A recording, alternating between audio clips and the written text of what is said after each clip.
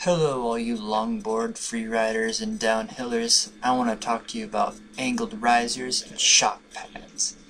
What I would do is always get the soft angled risers and the soft shock pads, because when you're doing a slide and it chatters a little bit, it does help to reduce the chatter and the vibration in your board, as well as when you're going over stuff, it helps reduce the vibration in your board so your feet don't move around a lot.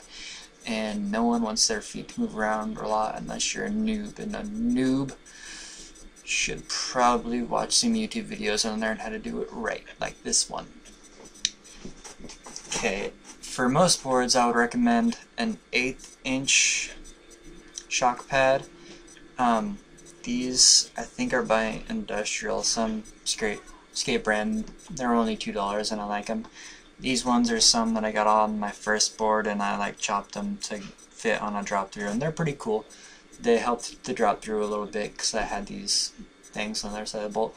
But anyways, you always want to get these because higher angles for freeride are usually good.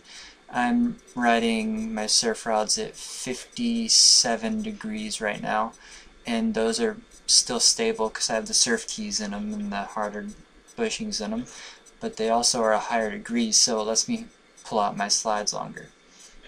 But if you have an angled riser, you could also turn it around and lower your degrees of your truck, making you more stable. And also it's raising you up a little bit so you could accommodate bigger wheels. As well as it's a shock riser, which means that it takes away some of the vibration. That is good for when you're going fast, because as I said before, feet move when you vibrate your board. So say I had these on a top mount board and I didn't have enough clearance. If I were to take these and maybe another shock riser, I could put it in, and then that gives me a lot more wheel clearance, as well as lowering the degree of my board. And also, if I wanted to be super stable, I could get another angled riser pair. Doing that, also lowering my degree, making me ride higher, as well as reducing chatter in the board. That would let me accommodate a huge wheel on a small board, say like a Rain Flux if I wanted to do slalom. But also, if you're doing freeride, usually you'll be using smaller wheels because you wore them down, unless you just only free rid them or didn't do any downhill on them. But that's when you would use these, even with small wheels, because then it reduces the friction between your board and your truck, which helps smoother slides, smoother riding, smoother pushing, smoother anything really.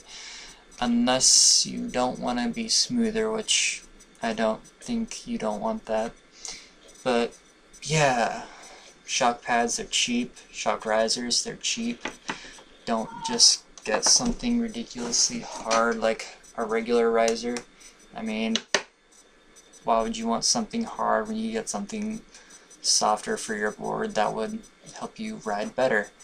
Unless you have some of those crazy bushing shock pad truck things, the super expensive ones.